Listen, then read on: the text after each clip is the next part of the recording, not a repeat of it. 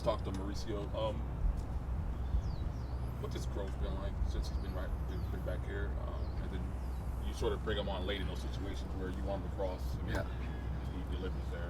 What kind of trust do you have in him? I trust him. I mean, he's going to get some time. I told him 2 weeks ago the second half of the season is going to be about him getting more and more minutes. The one thing that for us that as a younger player we wanted him to do is, you see him wonderful in these attacking moments, is just getting more repetition, kind of defending one-on-one against wingers, defensive decisions, things like that. I think he's a real weapon at the end of games when he comes in and he's fresh, and the running that he does and the balls that he whips in, it's a weapon for us. And so it's been a nice to have, but also for his growth, he's got to be able to now start games and impact games over 90 minutes, and that's the opportunity he's going to be getting as we work through the second half of the season and the games that are coming. So, but he's done a nice job. He's maturing.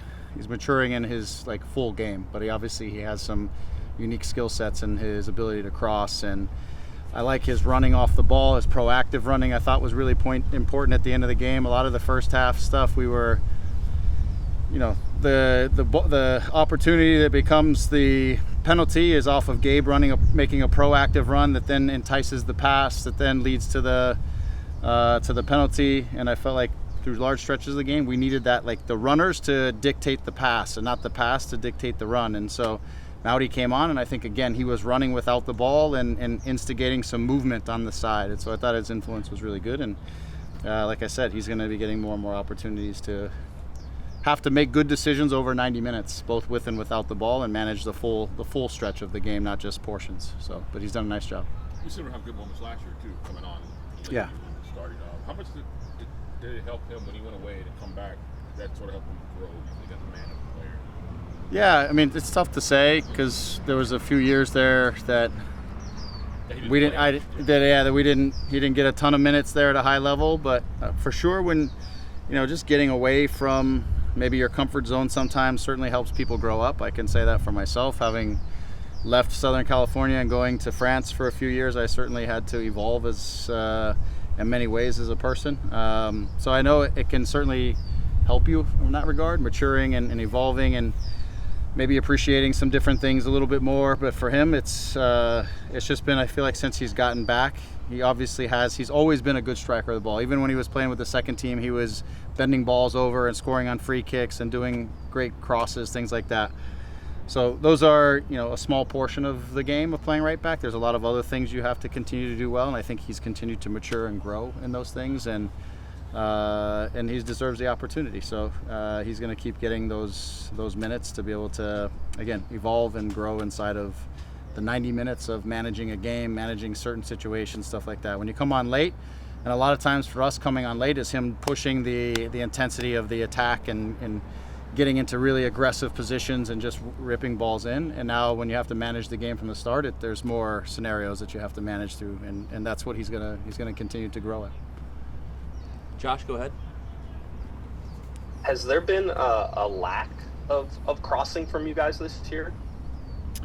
Yeah, I think in many ways, yes. Now, I'm not a fan of just hanging the ball up in the box. I think there are such things as bad crosses and bad crosses from bad areas that are just turnovers or setting yourself up for a transition. But I think we haven't done as good a job this year of getting to what we call the first and second assist zones, which is where we want to hit crosses from. And I feel like we just haven't been as dynamic in getting to those positions. We've talked about it before. Sometimes it's the Gabes, it's the Joes, it's the wingers, where we're looking for the ball at our feet instead of sometimes the ball on the run. And then it's the ball through the back line that instigates the timing of the movement in the box and the crosses coming from more advantageous positions.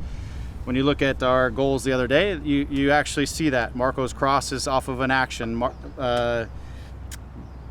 Gabe's movement is off of actually starting in a little wider position, then working across the middle, and then ending in a finishing position. So there was more action that I think that we're trying to get to inside of those things that I thought we saw a lot more last year. And some of that, again, is Ricky's playing the ball through the lines and instigating the speed of the attack, and now we're at the back line and now we're going. So again, when and where and how we change the tempo of the attack that now starts sort of that next phase of destabilization has been something for us that we've been working through this whole season, in my opinion. So yes, to a certain degree, I completely agree with that statement.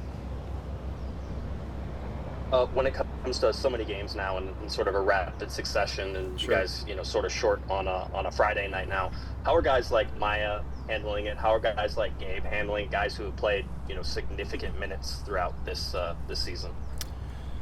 Yeah, I mean, they're this week, both of those guys have laid low during the course of it. Maya was a little tight coming out of the last game, so we're going to see where he's at even going into the weekend, because we just have such a busy schedule coming up as well. Gabe, same thing. Just we tried to manage some guys. So some guys actually really only did 1.5 to 2 sessions over the course of this week, just to try, knowing we're going to get into another busy schedule here real soon. So we're trying to manage guys' loads, and also we'll try to build in some rotations through some of this stuff as well, and get guys some opportunities. Have you guys already looked at the weather in Houston and sort of what does it mean to go to Houston in July? And maybe you guys have good weather, 77, 78 degrees? Maybe that's something there? Yeah, I mean, again, it's one of these places that you go. Sometimes you don't know what you're going to get. It could be thunderstorms, could be delays, could be hotter than whatever. You could get a day, like you said, where it's a little overcast. You get a little bit of a break. So you never know. I think the name of the game is efficiency. You can't go into just walking soccer. You still have to change speeds at the right time. You still have to choose your moments, when you're going to press, when you're going to stay together. It's really important that the game remains collective and that we're connected and the game doesn't get open. They will be more used to the conditions than we will. So it's really important that we find our ways to manage the game in the right way. And if they try to press us to speed up the game, then we've got to break the press. I think we've been really solid at those things lately, and then hurt them on the other side of it. So it makes for an interesting challenges that I think are good for our team, because those are some of the things I think we need to continue to improve on, is staying connected and again being efficient about the moments of the game. And so a good example was the other night. They had 4 breakaways that ended up costing us 3 goals, and they were out of our possessions most of the time, and our decisions to be aggressive or to just contain weren't great. But I thought through larger stretches of the game, we did a good job of containing the tempo, minimizing the amount of times we were transitioned against. But the ones that they did get, they hurt us. Thanks, Greg. Yep. Go ahead, Alex. Hey, Greg, thank you for your time. I mean, with this Houston game, you guys have 10 league games left in the season. I mean, just what are the goals for you and the coaching staff with just 10 games to go within the season? Just kind of what kind of lens are you guys viewing this through? Yeah, I think, again, we're approaching this, one game at a time. And the idea here is we play each game to get a result, to try to win the game. Inside of that, there's a lot of the variables that we want to play with. Obviously, the schedule, the proximity of all of the games, the bringing along some players that need to get some minutes and also grow inside of what we're trying to do, staying true to what we believe our vision is going to be, big picture, things like that. But the objective here is also to, we have targets for how many points per game we want to finish with at the end of the season based on what we have. So it is about trying to get results through these games while managing other pieces of it along the way. But learning to get the result that you deserve on the day is an important task and an important lesson for all of us. Minimize our mistakes, make the opposition beat us if they're going to take points. Don't beat ourselves, and put the opposition in positions where they have to survive us in some way, shape, or form if they're going to get something because of the way we want to play the game. So I think getting back to those types of things on a consistent level is going to be important for us in the next half as we bring some guys along as well. Yeah, and I was curious to ask you, I mean, you guys have Leagues Cup coming up. That's basically a tournament, whatever happened prior to that doesn't Sure. really matter. You guys have a chance to win a trophy. Then you guys also have Campeones de Campeones against Toluca. Are those 2 events, the priorities now for the season, 2 opportunities to get silverware this year? Yeah, they're again, those are 2 important events, as you said. The tournament is an interesting one to try to navigate that, because it really is about taking points, because you're not playing against your direct opponents necessarily. you're playing against opponents that you won't see in order to, if that makes sense. You know, the teams that you're trying to compete with for points isn't the team across from you necessarily. It's teams that are playing games somewhere else. So you can't just say, for example, we want to win 2 and draw 1. You got to take as many points as you can, because it's somewhere else where that's we're not taking away points from them. You know, you got my picture. So it's an interesting setup. So again, it comes down to trying to approach the game and in each game where we can try to take maximal points. But also these games come relatively close together, so it's going to be about opportunity for some guys inside of that as we try to approach getting a result in each game, because the tournament is important. We do want to try to advance and get into that quarterfinals and move on from there. So it should be interesting. The good thing is we get the games at our place, so we're at home. We don't have to travel in this stretch. We have the opportunity to, hopefully build some momentum inside of our stadium and try to get some results out of this. And the Campeones Cup is I think it's a great opportunity. There's not really there's a trophy at the end of it. I wish there was a Champions League spot there or something that we were battling for, because that would be interesting. But it is an important game, because it's, again, another chance to get a trophy, and you only get so many of those, and this is one of those. So. Yeah, my final question for you. Today's the All-Star game. You've been embedded with this league for a while. Was there anything maybe you would change to the current format? Just curious to know the opinions of a coach, or just of the All-Star format. Yeah, I mean, first and foremost, I wouldn't put it in a short week. It's a tough one in which guys are turning around and playing on Friday or playing on a Saturday, and you're just kind of jamming it into the middle. And these guys have played a lot of games and done a lot of traveling. I would try to make it, if we want to do it, let's try to make it a weekend event. If some guys are off, they're off. But I think it's a tough one to squeeze right into the middle, and so that's one of the things I would do with it. I don't mind playing the Liga MX teams and those players and stuff like that. I think it's great. I think it's good for the fan bases and everything else. So I don't, in terms of the format, I don't have a big dog in the fight. But as a coach, I don't love that it's kind of squeezed in the middle of games. We don't have anyone there, so it's not for our problem this time. But I know for others, it's not something the coaches love to deal with. I can tell you that.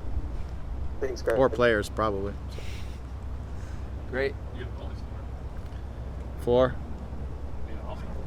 Yeah, sure. But we could also get a bonus and do it on a weekend and and not try to figure out how I'm going to fly back and play on Friday after playing on Wednesday. And then they got coaches there, got to manage the minutes, and then it becomes a different type of game anyways. Like, guys are out there, they're probably only going to play 15 minutes or 20 minutes because they play in a couple days. So I think it would make it a little smoother.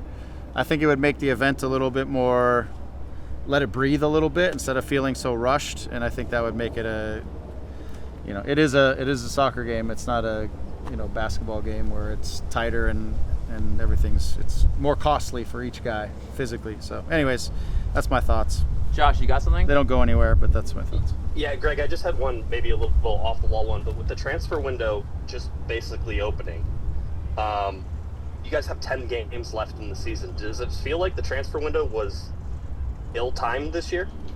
Yeah, I feel like it's really late. Again, I mean, I think